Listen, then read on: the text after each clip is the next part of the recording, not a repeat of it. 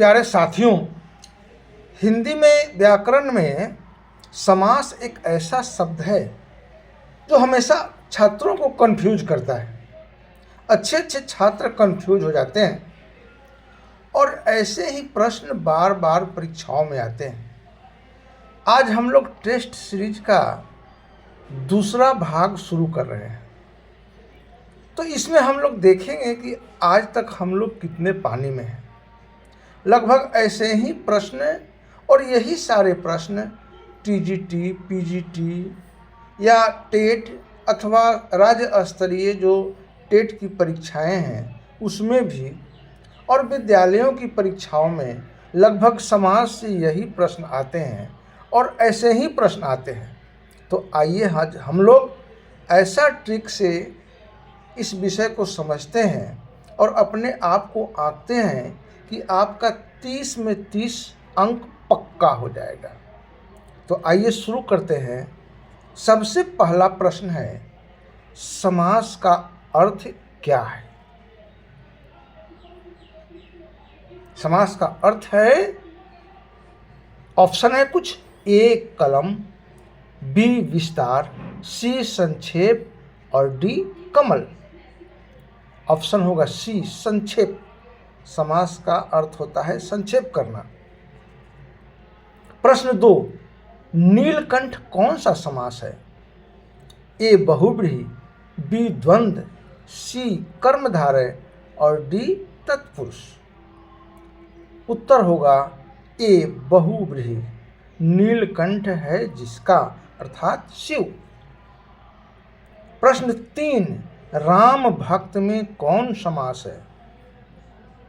सोचिए, राम का भक्त। ऑप्शन है ए बहुव्रीहि, बी द्विगु, सी द्वंद्व और डी तत्पुरुष समास। ये डी होगा तत्पुरुष समास। प्रश्न 4, चाय कॉफी में समास बताइए। 2 पद हैं, चाय और कॉफी। ऑप्शन है ए द्विगु, बी द्वंद्व, सी कर्मधारय, डी तत्पुरुष। सोचिए, बताइए, कमेंट में लिखिए। ये द्वंद्व है। चाय और कॉफी दोनों पद प्रधान है इसमें। 4 नंबर में द्वंद्व।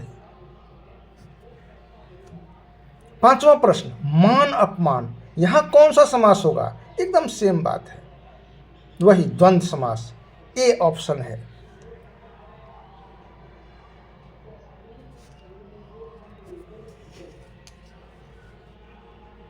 आगे 6वां प्रश्न, मान अपमान, यहां कौन समास होगा? मान और अपमान। ऑप्शन है ए द्वंद्व, बी कर्मधारय, सी द्विगु और डी अव्ययी भाव। उत्तर है द्वंद्व, मान और अपमान, इसका विग्रह होगा। सीताराम में कौन समास होगा? ए अव्ययी भाव, बी द्विगु, सी कर्मधारय कि डी द्वंद्व। इसमें भी द्वंद्व है, सीता और राम। 7वां प्रश्न, मुरलीधर पद में कौन समास है? ए कर्मधारय, बी अव्ययी भाव, सी द्वंद्व और डी बहुव्रीहि। कर्मधारय तो विशेषण विशेष होता है, अव्ययी भाव में अव्यय भाव, अव्यय भाव होता है, माने अव्यय एक होता है। सी द्वंद्व में दोनों पद प्रधान होते हैं। डी में बहुव्रीहि, दोनों पद गौण, तीसरा एक पद बनता है। मुरलीधर अर्थात श्री कृष्ण, ये डी होगा बहुव्रीहि समास। 8वां प्रश्न, विद्यालय में कौन समास है? एकदम सीधा, तत्पुरुष। ऑप्शन है ए तत्पुरुष, बी है द्वंद्व, सी है अव्ययी भाव और डी है द्विगु। अगला प्रश्न 9 नंबर, श्रमदान पद में कौन समास है? ए होगा तत्पुरुष, बी होगा द्वंद्व, सी होगा द्विगु कि डी होगा अव्ययी भाव। उत्तर है तत्पुरुष, श्रम का दान। 10वां प्रश्न, राजकुमार और राजमहल पदों में कौन समास है? बताइएगा कमेंट में। प्यारे छात्र छात्राओं, अगर चैनल पर नए हैं तो सब्सक्राइब करिएगा, अच्छा लगे तो दोस्तों में शेयर करिएगा और लाइक भी करिएगा। राजकुमार और राजमहल, ये ऑप्शन ए द्विगु, बी तत्पुरुष, सी अव्ययी भाव और डी द्विगु। इसमें भी बी होगा तत्पुरुष समास। 11वां प्रश्न, नील गाय कौन समास? ए कर्मधारय, बी द्विगु, सी बहुव्रीहि और डी तत्पुरुष। कर्मधारय में विशेषण विशेष, द्विगु में संख्यावाची, बहुव्रीहि में तीसरा पद प्रधान, तत्पुरुष। तो आप बताएंगे उत्तर होगा ये ए। 12वां, आप बीती पद पर का समास बताइए। ऑप्शन है ए द्विगु, बी द्वंद्व, सी अधिकरण तत्पुरुष और डी कर्मधारय। सी अधिकरण तत्पुरुष, आप पर बीती, ये विग्रह है आप बीती का। ऐसे ही प्रश्न, यही सब प्रश्न बार बार परीक्षाओं में रिपीट होते हैं, इसलिए ध्यान से इसको सुनिए और याद कर लीजिए। 13वां प्रश्न है, लौ कुश का समास विग्रह बताइए। क्या होगा भाई? समास विग्रह करना है, समास नहीं बताना है कौन समास है, इसको विग्रह करना है। ऑप्शन है ए लौ का कुश, बी लौ में कुश, सी लौ और कुश और डी लौ ही कुश। कमेंट में लिखिए, उत्तर होगा सी लौ और कुश, दोनों पद प्रधान। 14वां प्रश्न, पथ भ्रष्ट में कौन समास होगा? ए द्विगु, बी तत्पुरुष, सी अव्ययी भाव कि डी द्वंद्व। उत्तर बी पथ से भ्रष्ट, तत्पुरुष समास। 15वां प्रश्न, इसमें इस टेस्ट में कुल 30 प्रश्न हैं और 30 प्रश्न ऐसे हैं जो परीक्षाओं में बार बार आते हैं। तो आइए 15वां प्रश्न देखते हैं, गुण दोष का समास क्या होगा? ए द्विगु, बी अव्ययी भाव, सी द्वंद्व और डी तत्पुरुष। द्वंद्व समास है, गुण और दोष।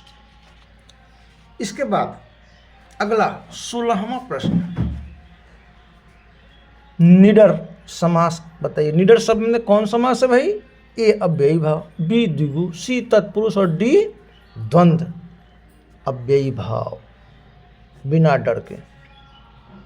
17वां प्रश्न, देशवासी पद में कौन समास है? तत्पुरुष है कि द्विगु है कि अव्ययी भाव है कि द्वंद्व है? ए तत्पुरुष। 18वां प्रश्न, चक्रपाणी पद का समास बताइए। ए कर्मधारय, बी बहुव्रीहि, सी द्वंद्व और डी तत्पुरुष।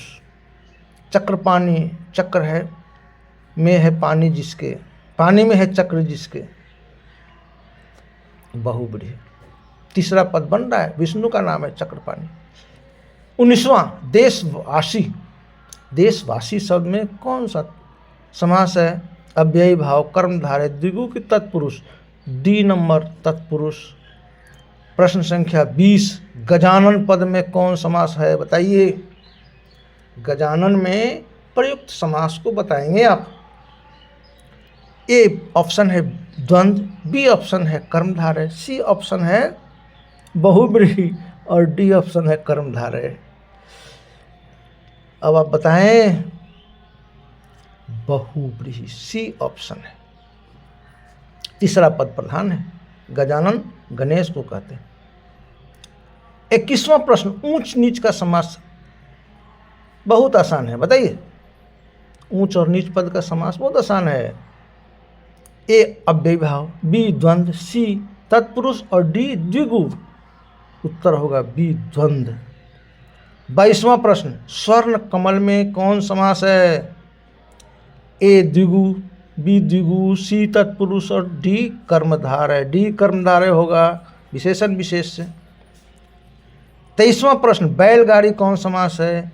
ए अव्ययी भाव, बी द्वंद्व, सी तत्पुरुष और डी द्विगु। उत्तर होगा सी तत्पुरुष। 24वां प्रश्न, नवनिधि समास बताइए। नवनिधि शब्द का द्वंद्व है कि द्विगु है, कर्मधारय है कि तत्पुरुष है? ये द्विगु है, संख्यावाची। त्रिलोक में कौन समास है? ऑप्शन ए कर्मधारय, बी द्विगु, सी बहुब्रीहि, डी कर्मधारय। बी द्विगु। आजीवन में कौन समास होगा? ए द्वंद्व, बी बहुब्रीहि, सी कर्मधारय कि डी अव्ययी भाव। आजीवन में अव्ययी भाव समास है।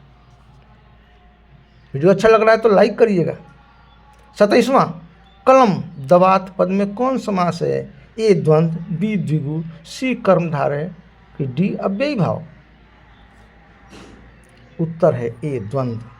28वां प्रश्न, नवरत्न समास बताइए। नवरत्न शब्द में द्वंद्व, द्विगु, अव्ययी भाव की तत्पुरुष।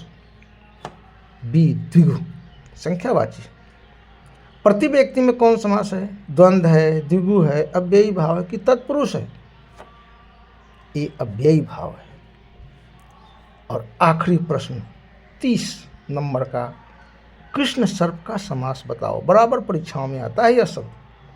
ए तत्पुरुष, बी द्वंद्व, सी द्विगु कि डी कर्मधारय। विशेषण विशेष है, काला सर्प कर्मधारय। दोस्तों, यह वीडियो बहुत ज्ञानवर्धक हुआ होगा। अच्छा लगेगा तो लाइक और सब्सक्राइब जरूर करिएगा। फिर हम लोग अगले वीडियो में मिलेंगे। तब तक के लिए धन्यवाद।